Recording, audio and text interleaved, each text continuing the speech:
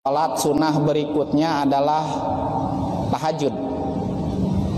Wa yusanu disunahkan at-tahajjudu, salat tahajud ijma'an secara mufakat ulama. Tidak ada perbedaan tentang kesunahan daripada salat tahajud. Wa huwa atanapulu lailan ba'da naum. Sering banyak orang yang bertanya, apa itu sholat tahajud? Boleh enggak sholat tahajud jam 7 setelah isya? Boleh enggak sholat tahajud habis ngopi? Gitu. Ya, boleh enggak sholat tahajud belum tidur? Nah, pertanyaan seperti itu, Pak. Masih baik nanyain kapan sholat tahajud? Ya.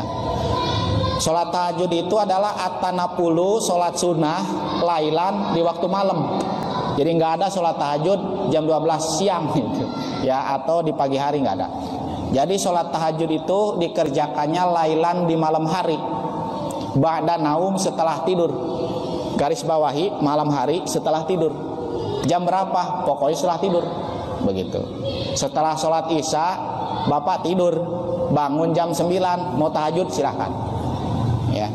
Bapak jam 9 tidur, bangun-bangun jam 10, mau sholat tahajud silahkan. Yang penting ba'da naumi setelah tidur. Qala Allah Ta'ala, karena firman Allah Subhanahu wa Ta'ala, dalil daripada sholat tahajud itu adalah wa minal laili fatahajjad bihi nafilatallak asa ayyab asaka rabbuka maqaman mahmuda. Sebagian daripada malam fatahajjad bihi, maka tahajudlah engkau di malam itu nafilatallak sebagai sunnah tambahan, sebagai sholat sunnah tambahan untukmu. Maqaman mahmuda asa ayyab asaka rabbuka maqaman mahmuda. Ya, dengan engkau sering melaksanakan tahajud sholat di malam setelah bangun tidur, maka maqaman mahmuda, Allah akan jadikan engkau ditempatkan di tempat yang tinggi, di tempat yang terpuji. Makanya kalau kita pengen mulia, istiqomah sholat tahajud. Seperti itu, Pak. Ya, sering sholat tahajud di malam hari, maka insya Allah di siang hari akan diberikan kegembiraan, keceriaan. Ya, mudah-mudahan kita diberikan kekuatan oleh Allah Subhanahu Wa Taala. Amin ya rabbal alamin. Kemudian secara penelitian, saya pernah mendengar di waktu malam, terutama pertengahan malam kedua, yaitu jam 12 ke atas, terutama di sepertiga malam terakhir, ketika darah waktu itu tidur kering di sini, di otak depan, ya tidur di otak depan kering, waktu itu sujud maka tersiram oleh darah, dan tersiramnya otak oleh airan atau darah di waktu itu bagus. Makanya insya Allah orang yang sering sholat tahajud ya di sepertiga malam terakhir itu akan diawet mudahkan atau disehatkan selalu. Amin ya Allah ya rabbal alamin. Seperti itu. Ya wawaroda pipadlihi, saya pernah dulu silaturahmi ke NTB, Nusa Tenggara Barat, ketemu orang nenek-nenek kakek-kakek satu jodoh, umurnya 100 tahun lebih dua-duanya.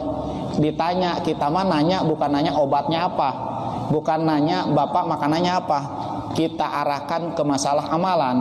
Bapak amalannya apa? Ternyata dua-duanya sering ngamalin sholat tahajud. Ini Pak. Jadi meskipun tua tapi sehat, seperti itu. Daripada muda tapi sakit-sakitan, seperti itu ya.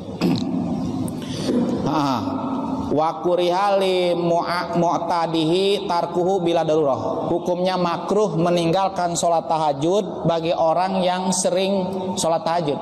Makruh Pak. Bila daruratin, tanpa ada halangan, ada darurat. Jadi yang sering sholat tahajud jangan ninggalin, jangan. Ya. Hukum daripada sholat tahajud itu wa ta'akkadu, hukumnya sunnah muakkadah. Sehingga yang dikatakan sunnah muakkadah ini sunnah yang sering dikerjakan oleh baginda Rasulullah meskipun Rasulullah di perjalanan. Namanya sunnah muakkadah. Kemudian juga namanya sunnah muakkadah itu ketika ditinggalkan maka akan terjadi hukum makruh. Dan ketika sering orang mengerjakan hukum makruh lagi dan lagi, pernah saya bahas, itu ngerinya nanti mati dalam keadaan su'ul khotimah. Seperti itu. La yakhilu bi sholati fil lail ba'da naum walau rakaataini. Supaya hilang daripada kemakruhan, maka minimal semalas-malasnya sholat tahajud itu kerjakan 2 rakaat. minimalnya semales-malesnya gitu ya. Kenapa? Karena li'admi fadli dzalika, besar keutamaan salat tahajud ya. Jadi banyak sekali keutamaan daripada salat tahajud. Apa keutamaan daripada salat tahajud? Ada hadis afdhalus sholati ba'dal maktubah sholatul lail. Sebab seutama-utamanya salat setelah salat fardu yaitu adalah salat di malam hari. Salah satunya adalah salat tahajud.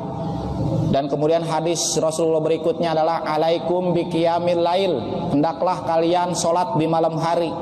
Fa innahu da'bus sholihin, karena salat malam hari salah satunya salat tahajud itu adalah perilaku orang-orang soleh. Kalau ada orang ngaku soleh ya, atau disebut panggilannya orang soleh tapi enggak sholat tahajud, bukan orang soleh namanya ya, bukan orang soleh. Anak soleh, anak pas soleh bisa gitu ya, tapi orang soleh harus sholat tahajud ya. Wa qurbatun lakum, dan sholat tahajud adalah salah satu kurbah, cara mendekatkan diri kepada Allah. Kalau Bapak pengen dekat sama Allah Pak ya, caranya salah satu tahajud.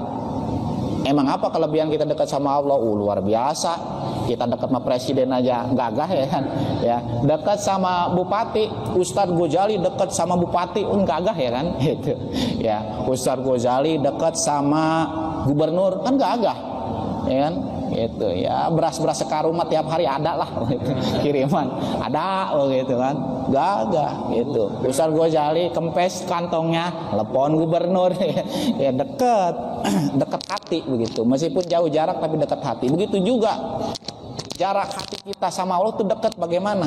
Memang Allah itu adalah dekat dengan kita ya, bihablil warid, lebih dekat min hablil warid daripada urat leher. Dekatnya Allah. Tapi dekatnya Allah dengan hati kita ini masalahnya. Memang secara hakikat Allah dekat, tetapi hati kita dekat enggak nih?